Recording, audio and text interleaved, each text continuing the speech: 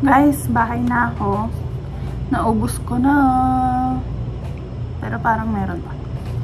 Try natin.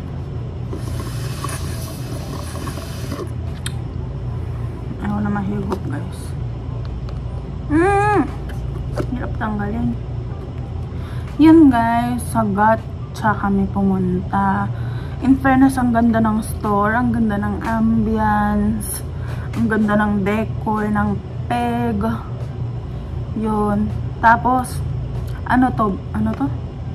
Brown sugar milk tea. Ito.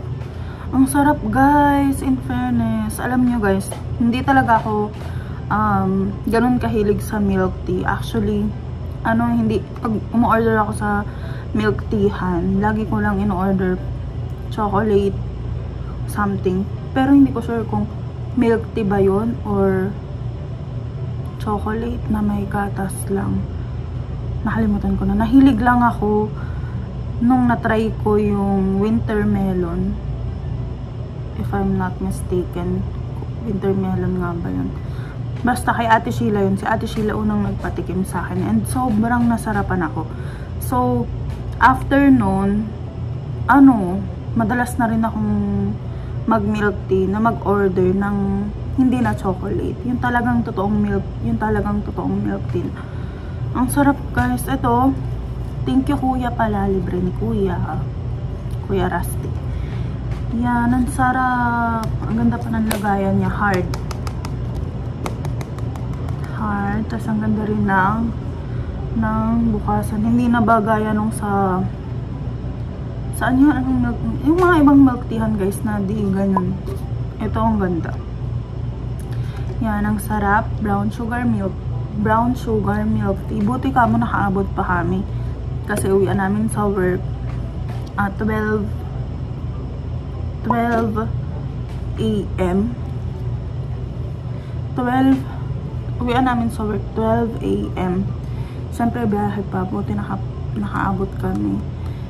Ang sarap. Matagal na namin to actually gusto puntahan. Kaya nga lang, bakit nga ba? Kasi malayo. Tapos, pag Friday maraming tao. Friday yung off namin. At saka gusto namin sana sama-sama kami nila beach. Kaya lang nasa bakasyon siya ngayon. Yan. Ang sarap. Thumbs up.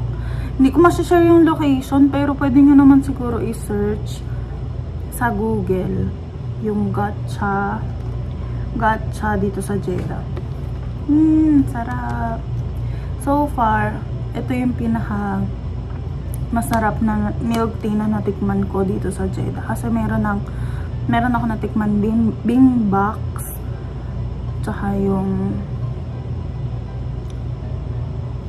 anong milk teahan yun? Yung nasa Sarawat.